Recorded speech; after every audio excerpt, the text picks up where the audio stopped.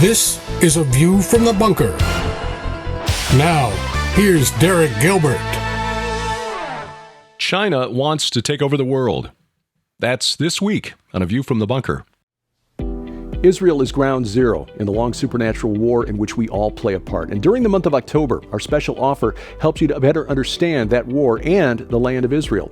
Our two nonfiction books, Veneration, about the ancient cult of the dead and the way it drew Israel in, and Giants, Gods, and Dragons, about the strange and mysterious creatures that God declares are real.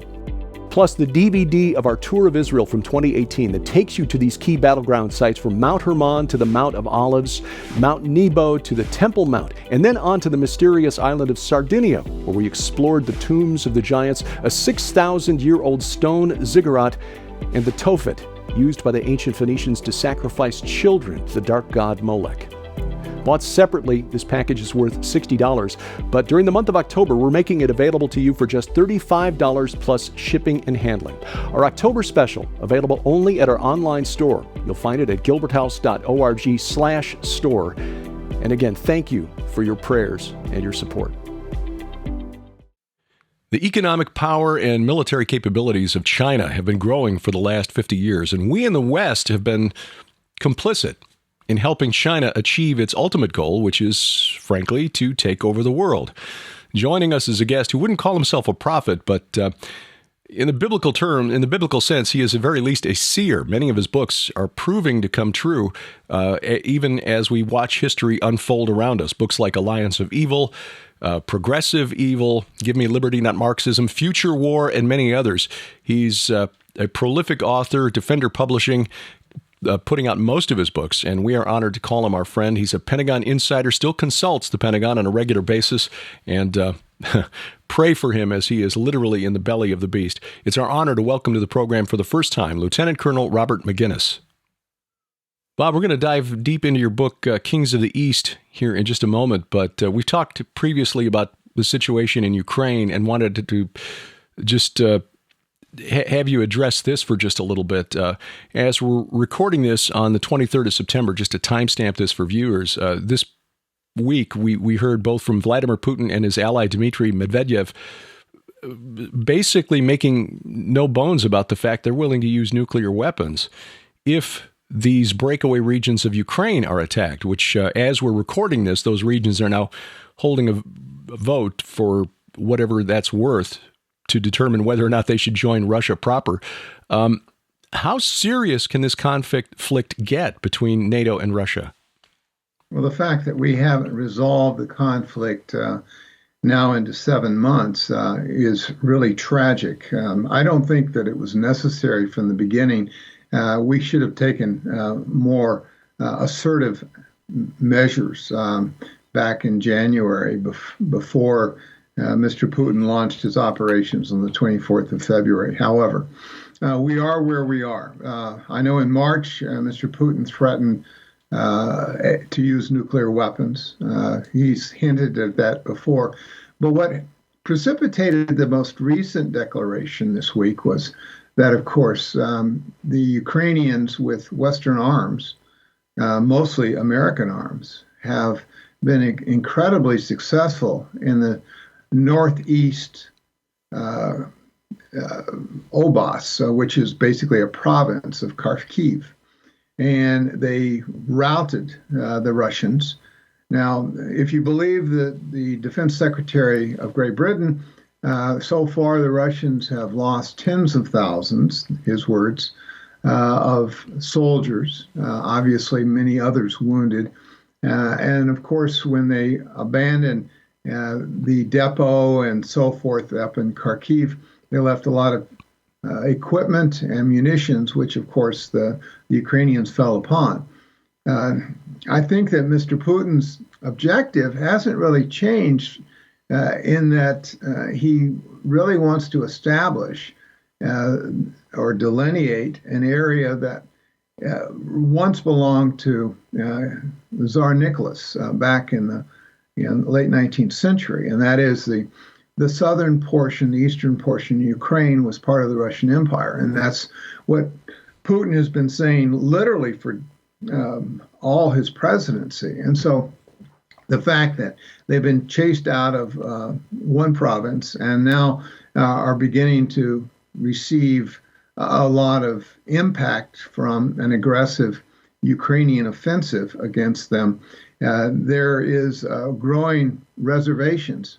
Meanwhile, of course, a week ago, President Putin met in Uzbekistan with President Xi of China. And no doubt that Xi took Putin to the woodshed to a certain degree because of the Ukrainian war has had a dramatic impact on the world's economy and has directly impacted the Chinese economy, which is a major issue for Xi at this particular time. And so you've got all sorts of issues here. But I think the nuclear threat needs to be taken seriously.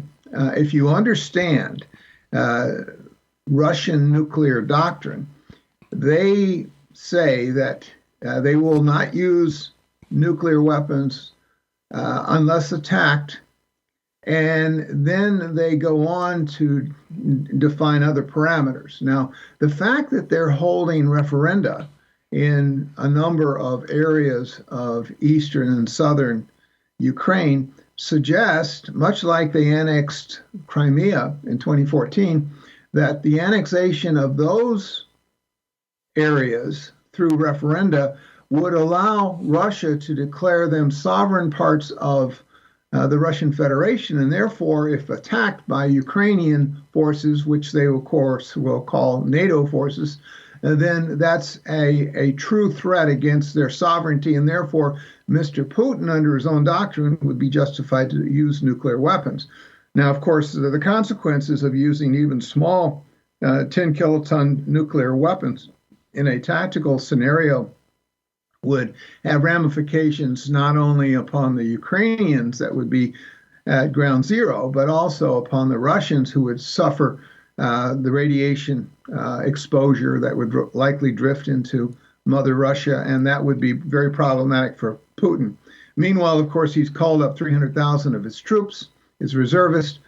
You've got lines and lines, according to the BBC, of cars exiting Russia into the Republic of Georgia and elsewhere away from Russia, because there are a lot of people in Russia that don't support Mr. Putin's war, and a lot of young men who don't want to become cannon fodder in Putin's war against Ukraine. And so, avoiding service is becoming a national crisis as trying to resupply the ongoing war in Ukraine. And of course, at the same time, Mr. Putin has weaponized energy, which of course has Europe on its heels. Especially, it's going to be a cold winter if the weather is typical in places like Germany and France and Austria and so forth, because there's no Russian natural gas, or very little, and what they do have is extremely expensive. So we're entering a very malleable and troubled period of time going forward, and I don't see that the Biden administration's going to do much more than continue to supply modern weapons at our detriment, because they're emptying our arsenals of very critical weapons, javelins, HIMARS, and the like.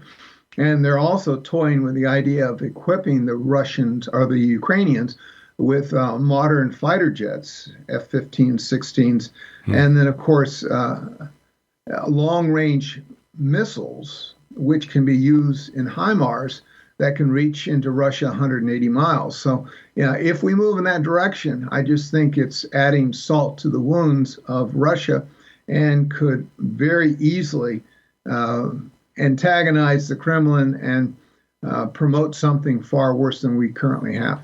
As we live through this, it feels like things are happening in slow motion. But when we reflect back on this period some years down the road, this is, I think, going to look a lot like the run up to World War I, where you suddenly go from point A to point B, 0 to 60 in 4 seconds, and wonder, how did we get from there to here? These are really unprecedented time. Well, I'd say unprecedented, except I just refer back to World War I. We just saw something similar where it seemed like a series of unconnected events wound up leading to tens of millions of dead. And let's pray that it doesn't go that direction.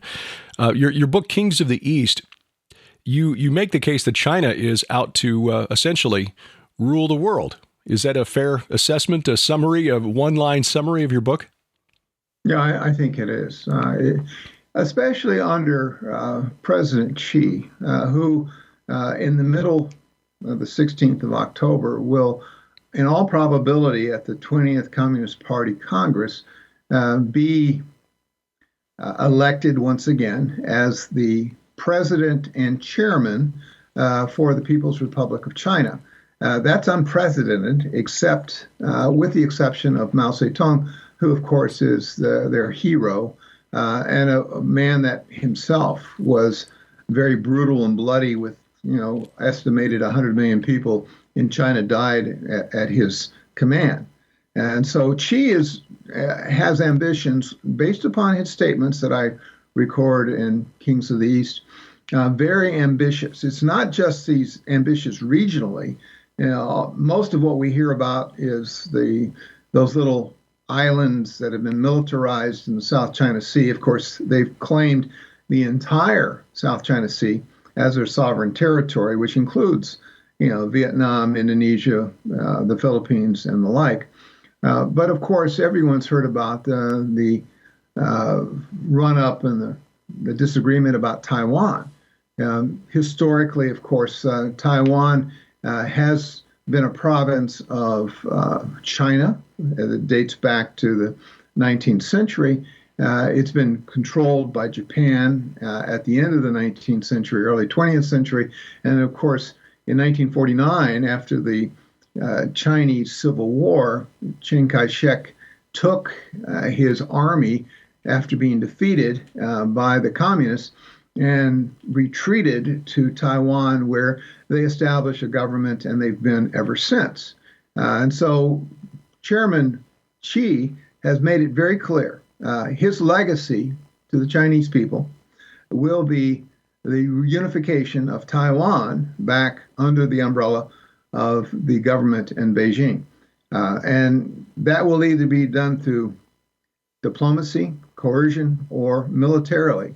And arguably, we've been talking about for some time that the Chinese are building up their military in a mighty way, which is very true, soon arguably equal to our capabilities across the board.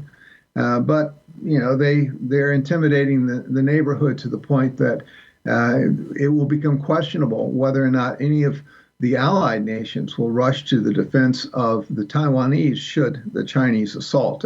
I think the Chinese assault is, in all probability, something that will happen in the next few years if issues continue to deteriorate as we've seen over the last year. When researching a chapter that I wrote for one of Defender Publishing's anthologies recently, looking at the growth of China's economic power, was surprised to see that China's partnership or willingness to work with the World Economic Forum began in 1972, just about the time Richard Nixon was opening China. It would seem, looking at this through a Christian perspective, that the goals of the World Economic Forum and China would be at odds with one another. Why has China for the last 5 decades been willing to work with and use the World Economic Forum to achieve its purposes? Well, it's something that's benefited the Communist Party.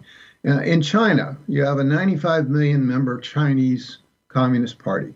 They are not going to prosper in today's world unless they momentarily or briefly set aside some of their reservations about engaging with the rest of the world.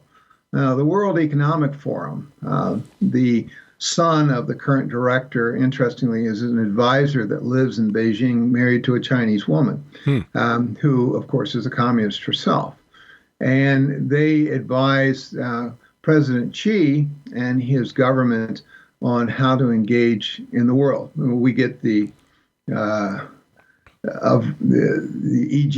or ESG sort of ideas out of the World Economic Forum that's impacting countries overseas and our own country for that matter. It's aligned, of course, to a large degree to the Belt and Road Initiative that President Xi put together in 2013, which, of course, has impacted at least 140 nations around the world on every single continent. And what they basically do is they go in there, they write loans for infrastructure. They use almost exclusively Chinese labor and Chinese equipment.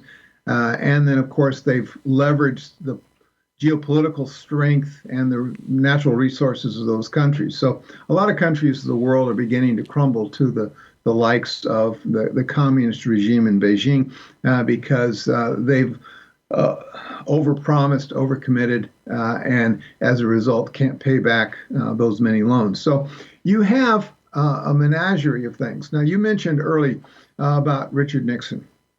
Of course, he went over to China to meet with Mao Zedong, spent a week over there. It was very secretive leading up to that visit. Henry Kissinger, of course, was very influential in helping Nixon make that decision. They were rather naive, and I deal with, in Kings of the East, all the myths associated with China. But they were naive, believing that if you bring China, which at the time was rather primitive, mostly an agrarian society, if you bring them into the fold of the international community, then you're probably going to begin to help democratize that country, bring freedoms to the people. That didn't happen. We invested heavily, opened the doors to China thanks to Nixon and later to other presidents who poured in resources, who gave them great access to our technologies.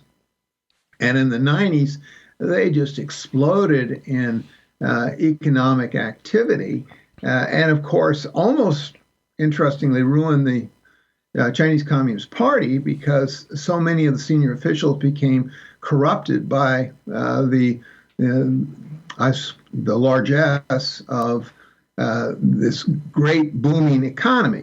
Now, we've come to the point that at the, I would argue, the tip of the spear of the era of corruption, the senior Chinese communists decided, this is not the direction we want to go. We want to be a wealthy country. We want to be a world dominant country, but we need to control what's going on. And so they reached deep into the Communist Party and they found a true ideologue by the name of President Xi, or Xi at the time, who, of course, was the son of the former Minister of Propaganda for the communists.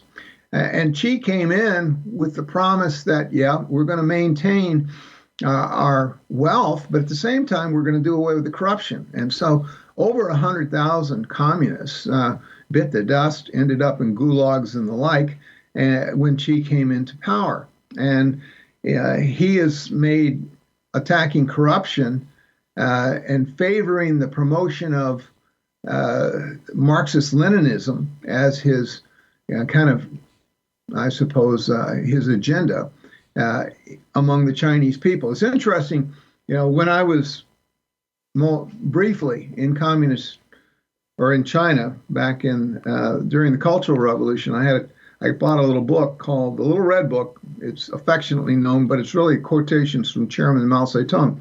Well, as I said earlier, Mao Zedong was, the best known, the most powerful leader.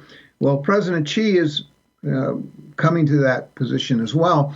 And most recently, over the last year, there's a new red book, and it's the thoughts of Chairman Xi.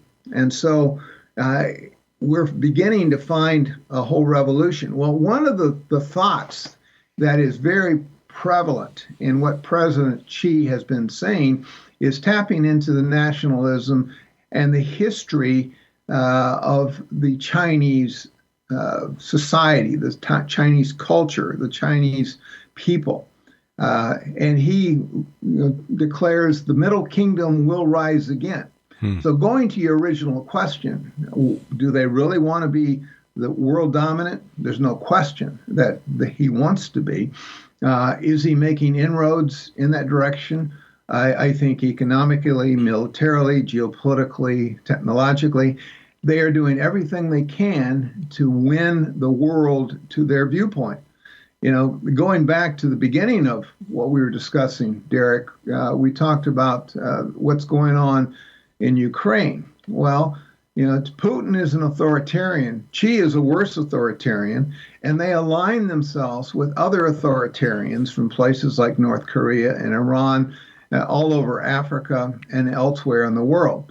And right now, with the power of the purse, the power of military, the power of technology, and the leverage they have across the world in Belt and Road Initiative, it's pretty clear that world dominance is something that they're making inroads on. And if not stopped, they ultimately will be successful. Now, at the same time, President Xi has some very daunting tasks to address. They have some economic problems. Their economy is not performing as they would like to see it. They have demographic problems. They have a very aging population because of their one-child policy years ago. And so today that they don't have the infrastructure to take care of their aging population, and they don't have enough young workers. Now, they're addressing that in a variety of ways, which are really cultural ways, and I don't have time to go into that right now. And then, of course, President Xi is just waiting to be crowned his third term next month, and that will give him almost complete total power, totalitarian power over all the people. And of course, he's taken initiatives which, to a Christian audience, should be very troubling. Last December, of course, he held a conference there in Beijing and began to address the religious community. Now, as everyone that follows China knows, they've had quite a reputation of oppressing Uyghurs, the Muslims in the West, certainly Christians all over the country, destroying churches, incarcerating people for evangelizing. And then, of course, Falun Gong, which is a spiritual movement. But anything that would distract from government being the god of the people, which is, of course, what a true communist seeks, is dealt with harshly. And Xi has every intention of ramping up his oppression of people of faith of all stripes.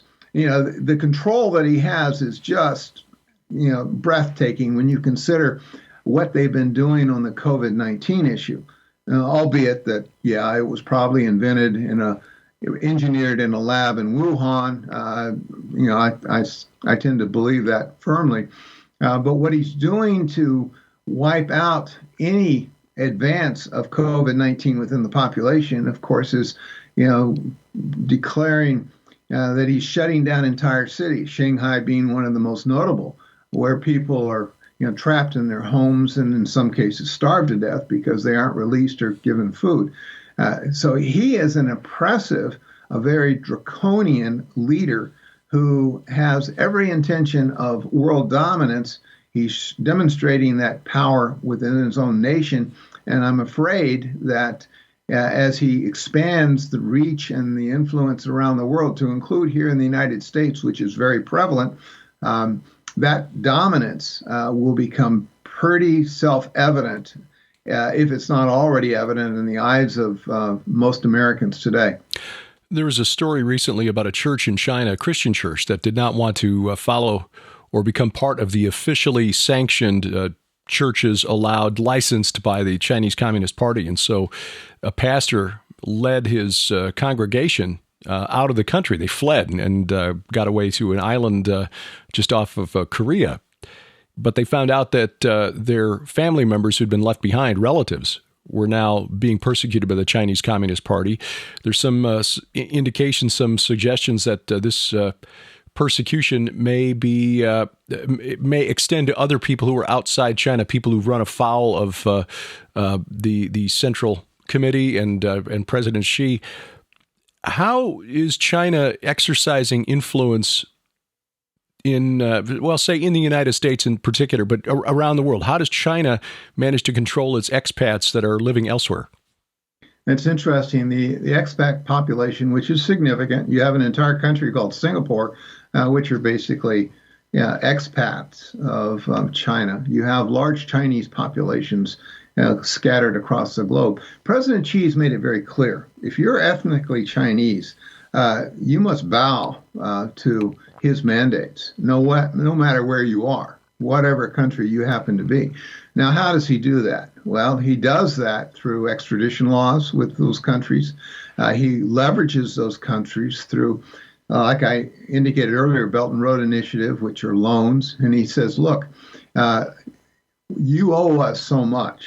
You must abide by my mandates. It may not be as direct as that, but it's incredibly subtle because his minions are scattered across the globe, and they are very insistent upon nations that have been leveraged through loans and the like to do precisely what the mandates out of Beijing are. So the controlling the indigenous population and the expats is just something that long ago Xi has made clear, and here recently it's only accelerated to the point that people are on edge. If you're Chinese, have a Chinese ethnicity, you could be influenced. And here in the United States, what's interesting, we've been blind to this ever since the Richard Nixon days of going to Peking at the time and talking to Chairman Mao. We've opened the gates to our academic arena. We've opened our businesses. We've opened our entire country to use and abuse by Chinese nationals who come here seeking information that they indeed collect and take back to China. We're robbed every year of maybe 100, 200 or more $billion worth of intellectual property. They manipulate, of course, our academic communities, not only through Confucius Institutes, but through basically buying off talent, and I deal with that in Kings of the East. They are robbing us blind in terms of our military technologies. All you have to do is look at the platforms the Chinese military today has, and they're incredibly similar, if not duplicates, of many of the technologies that we've created in this country that were stolen outright by Chinese or bought by Chinese when they hire talent from military industrial bases. And of course, you have the elite capture, a term that is used for the manipulation of senior officials in U.S. government, beginning with the likes of Joe Biden and the crisis there with his son Hunter. But you have the Nancy Pelosi's of the world who have been pro-China for so long, and you have the congressman from California that, of course, was sleeping with a Chinese spy. The Chinese presence in Washington, D.C., and I've been in and out of the city for 5 decades. I know at one point when I was the vice president of the Family Research Council, we gave space to a leading Chinese dissident who had spent a lot of time in jail. And when we held conferences there at FRC on the Chinese abuse, we'd have Chinese communist media come in to record just like any other media, and they tracked everything that was happening. So they've influenced our media, they've influenced our academic world, they certainly have infiltrated our major industries. And of course, they control through elite capture a lot of our senior politicians. And I think, the idea that we communicate about deep state, just think about the Chinese influence within the United States and how it has become so pervasive and so manipulative of what we do and think, and it makes it very difficult to get a reasoned understanding of just how pervasive it is and how dangerous it is for our republic. You mentioned that's a good term, elite capture. But let's drill down just for a second and make clear for viewers and listeners what exactly that means. I mean, you mentioned Eric Swalwell, the congressman from the district next to Nancy Pelosi's, who was caught with Fang, the Chinese, well, not caught, but I mean, it came out that they were having a relationship. Oh, yeah. But this goes back to, Al Gore and the infamous, meeting at the Buddhist temple where he had so much iced tea. He was in the restroom, didn't know that they were writing big checks to the Democratic National Committee. Elite capture. How would the Chinese Communist Party go about influencing leaders in other nations? Well, a book I wrote a couple of years ago, Collision Course for Defender Publishing, I have an entire chapter on, and also my last book, Give Me Liberty, Not Marxism. I deal with how the communist parties, and there are many of them in the United States, have aligned themselves with Beijing. First, they were aligned with the USSR. That was, turned up in 1991 when the Cold War ended, and they crumbled. But they've now given their allegiance to the communists in Beijing. Now, they're conduits by which they infiltrate, in many cases, the Democratic Party. Democratic Party of the United States has been more than willing to collaborate and cooperate with what they perceive to be socialists and communists, and in some cases, just plain out progressives. And they work with the Democratic Party to get out the vote. They target key leaders, people of great authority. And how do they manipulate them? Well, they manage to get them good media reports, but also campaign money through a variety of mechanisms. And it becomes pretty self-evident that they have done precisely that when you read their own reports, their own associations, and the like. Once again, I detail that in really the last three books. And the communists make no pretense about what they do and how they do it and how they promote their propaganda.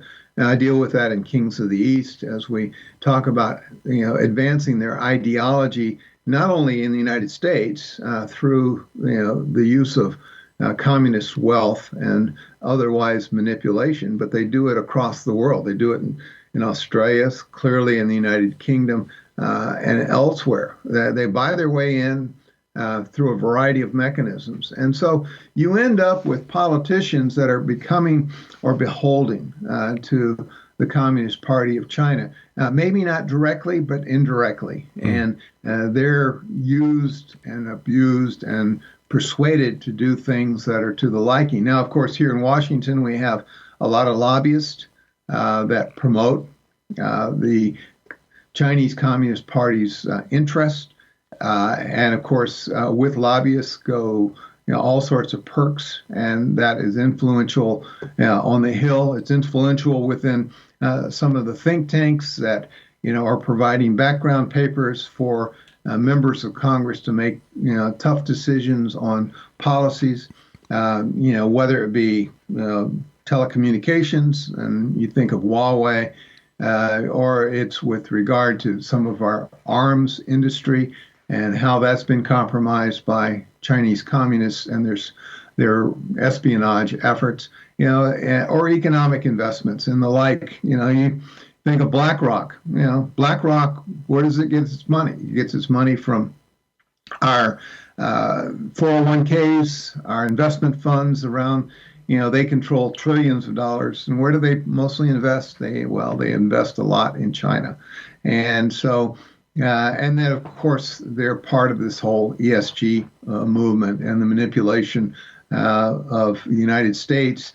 And often they manipulate U.S. thinking and our policy agenda to the liking of the Chinese communists. So, the idea that we can free ourselves of, individuals being corrupted and influenced by the Chinese Communists, an effort that began years ago through basically unconventional warfare efforts, which President Xi himself has promoted. The idea being, of course, that the conventional war is the kinetic war, is shooting with rifles and bombs and artillery pieces. But really, the idea that the Chinese have been at war with us for decades, which is a proposition I wholly embrace, is attributed to their use of economic, ideological, technological, and geopolitical weapons. So they've weaponized everything that is at the national level to benefit the communist agenda, and of course to ultimately take over the world if in fact they are ultimately successful. So the idea that they're very much focused on power, I don't think is out of the question. And elite capture, whether it be the President of the United States or the key members of Congress, is something that only the most naive reject and only the most informed embrace. You mentioned BlackRock. It's a company that's got $8.5 trillion under management, which is roughly half of the U.S. annual gross domestic product. And it's a major player within the World Economic Forum, which again appears to my eyes to just illustrate what's going on here. Both the WEF with its Great Reset and China through its goal of world domination seem to be working together to destroy the Western middle class, because once you get the middle class out of the way, then the World Economic Forum hopes that we'll cry out for a global government to solve all of our problems, whereas China at that point, it seems to me, would just toss the World Economic Forum to the side and say, okay, thanks, we don't need you anymore.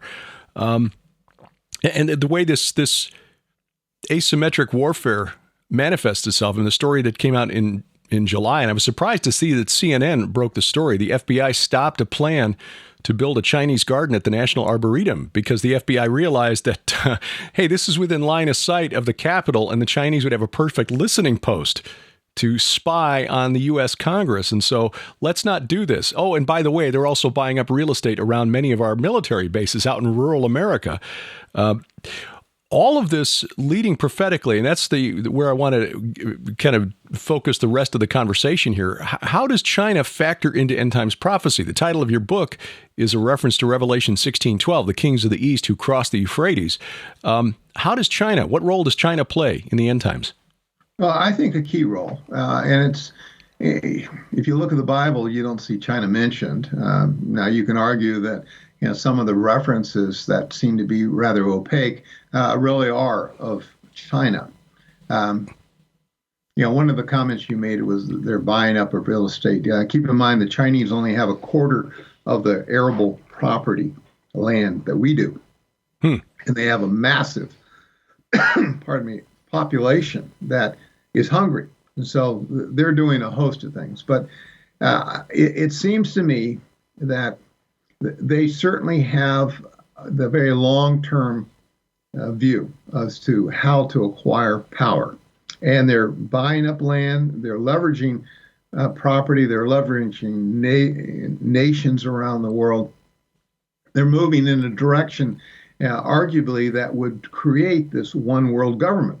And of course, the one world government, the kind of a Pax Seneca, which is reminiscent of the Peace of Rome of the early couple hundred years before the time of Christ, in which the world was basically under a Roman control. Well, there's a Pax Seneca, which is that, as President Xi sees the Middle Kingdom of the future, is that the world is governed by China, one world government. The World Financial Economic Forum is part of the toolkit that President Xi uses. Now, he could create another one of those, or two or three if he wanted to, because he controls it right now. You just listen to his speech this year and last year and so forth. He uses it as a forum to advance his aims, let's say. But scripturally, I really see at the end of the world that a one world government under the totalitarian control of China, if given the opportunity as it's seeking right now, could certainly create that. It's got its fingers in certainly the United Nations. It controls more of the United Nations than any other single government, to include our own, through its committee chairmanships and the like. It's involved in the World Trade Organization in a big way, even though it abuses its rules left and right all the time. You name the World Organization, and it's involved in it. And of course, at the same time, it's just rapidly accelerating its military grip around the world. So, it's got all the tentacles of a world power, which it's growing rather liberally as we speak. And then, you have to question, where does this end up? I do believe that, as I've said, that one world government is the aim. Xi sees himself as ushering in that. Now, whether or not he lives long enough to realize that, that's to be determined, but certainly his underlings, which are just as ambitious and just as radical, would like to see that. And unfortunately, we have a lot of people in the West and elsewhere in the world that are, as I described, they've been captured, they've been compromised, and they're doing whatever's necessary to please the people in Beijing. Does that mean that we're coming to the point in which maybe a Xi-like figure is the Antichrist? It could be, don't know. We certainly see in places like Rome or in Revelation about this massive army coming from the east. Could that be Chinese? I use a few pages in Kings of the East to kind of lay out the arguments. I think that that's very possible. Now, it could be a combination of actual militias that the Chinese create. And of course, under Mao Zedong, they had a militia in excess of 100 million people. But it could be also, after all, the Chinese are into unmanned aerial vehicles, into drones and cyborgs, and they've created maybe a massive army of robots, or a combination of humans and cyborgs and robots and the like. Don't know. That could be what we're talking about in Revelation 9 and 16 and so forth. Those things are, don't know. It's just tough to understand. I think, when Paul put, ink at the time to Revelation, he didn't understand a lot of what he was reading or saying. Now, are we looking at perhaps fulfillment of what Daniel and Ezekiel and other of the ancient prophets have looked beyond our present to the future? Is this coming to fruition under the likes of the Chinese communists and the world domination? Could be. I certainly deal with this in Kings of the East. I don't come to any final conclusions, except to acknowledge that I do believe the evidence is pretty compelling, that there is a very clear role for the Middle Kingdom in the end times. But I don't know if the Antichrist himself will rise up from the East, or maybe a elite capture individual under the control of Beijing rises up elsewhere in the world, maybe a European or an American figure, to be determined. That's an interesting thought. And I think that's the right way to look at end times prophecy. I mean, the apostles, the disciples of Jesus didn't understand the prophecies of his coming, and they'd been learning from him directly for 3.5 years. Acts chapter 1, they were still asking him if he was going to reestablish the geopolitical kingdom of Israel, not understanding what his mission was. There's a reason that God is called Yahweh of armies in the Old Testament. He's the greatest military commander of all time. And he's not revealing his plan for the enemy, because as it is, with the information they've got, Jesus said they would fabricate a delusion so convincing that it would deceive even the elect if it were possible. So we'll know all of this when we're on the back side of it and able to look back. Oh yeah, okay, should have spotted that. as Christians, we have the gospel. That's the good news. What is the good news in all of this? What can we do? What can our governments do? What is the good news of the end times ahead, despite the best laid plans of Chairman Xi and Klaus Schwab and the other globalists? Well, we know that Christ is returning. I'm a pre-millennialist, and so I don't think I'm going to be around. Won't be around when all this bad stuff is about to happen, and I think it will.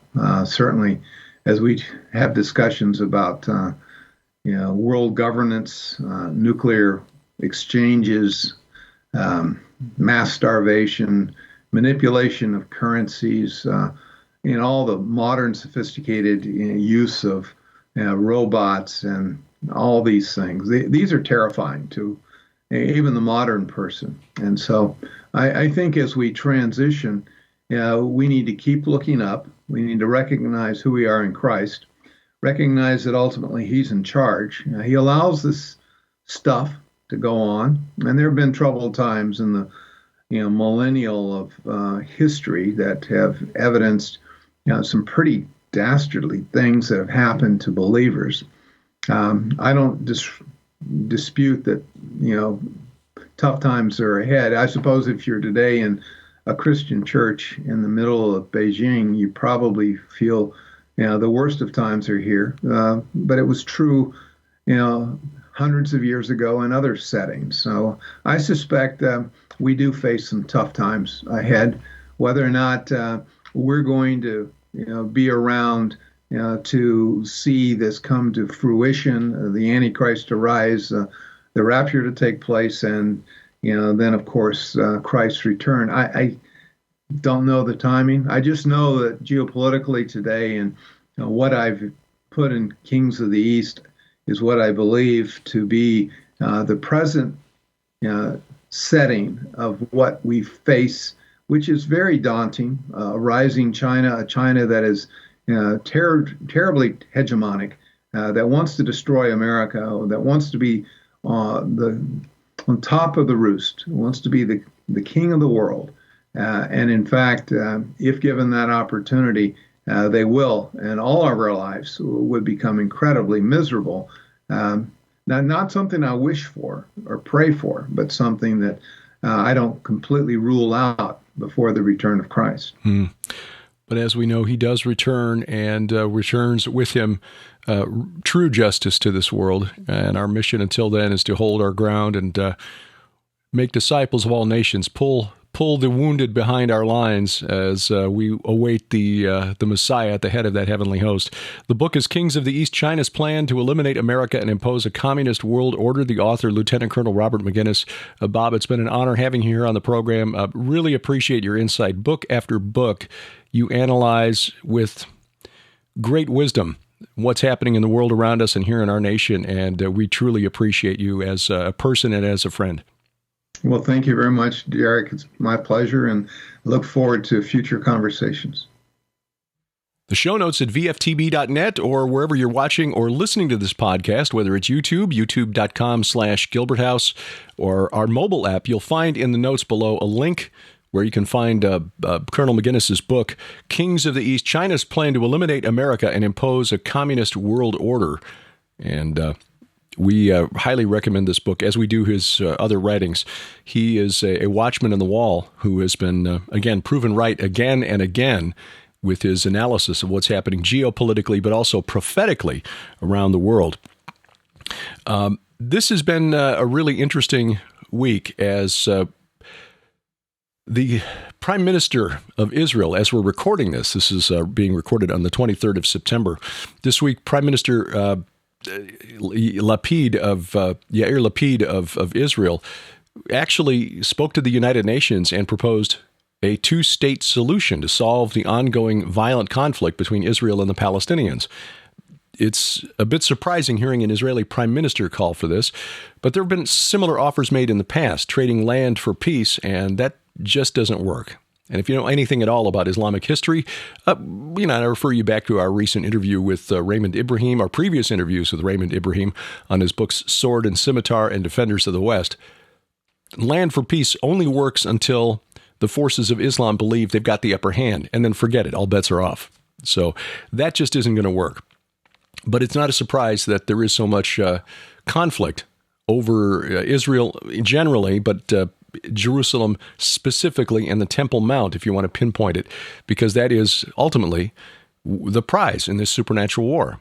Mount Moriah, where Abraham was tested, where David bought the threshing floor of Araunah and built or bequeathed the land to Solomon, who then built the temple on top of that mountain, and then later built a high place for Molech on the Mount of Olives, just east across the Kidron Valley. This has been the ground zero in this supernatural war since at least the time of Abraham, and probably even earlier. As Sharon and I wrote in our book Veneration, we believe that the site of Eden was Jerusalem, and is Jerusalem. It's just now in a dimension where we can't perceive it. Pastor Carl Gallups, in his book Gods of Ground Zero, made the same case, but came at the argument from a different direction. So this will not end until Jesus returns at the head of the heavenly host. We've got a conference to tell you about coming up in just a couple of weeks. This is just 2 weeks out now. The Advanced Spiritual Warfare Training Workshop, October 14th through 16th. This is in Jeffersonville, Indiana. David Heavener's church. It's just across the river from Louisville, Kentucky. And we will be there with Dr. Mike Spalding, David Heavener, of course, Tom Dunn, and Vicki Joy Anderson of the Through the Black podcast. And Vicki has written a new book that we'll be talking to her about next week, called They Only Come Out at Night, about sleep paralysis and night terrors. It's a spiritual thing as much as a physical thing.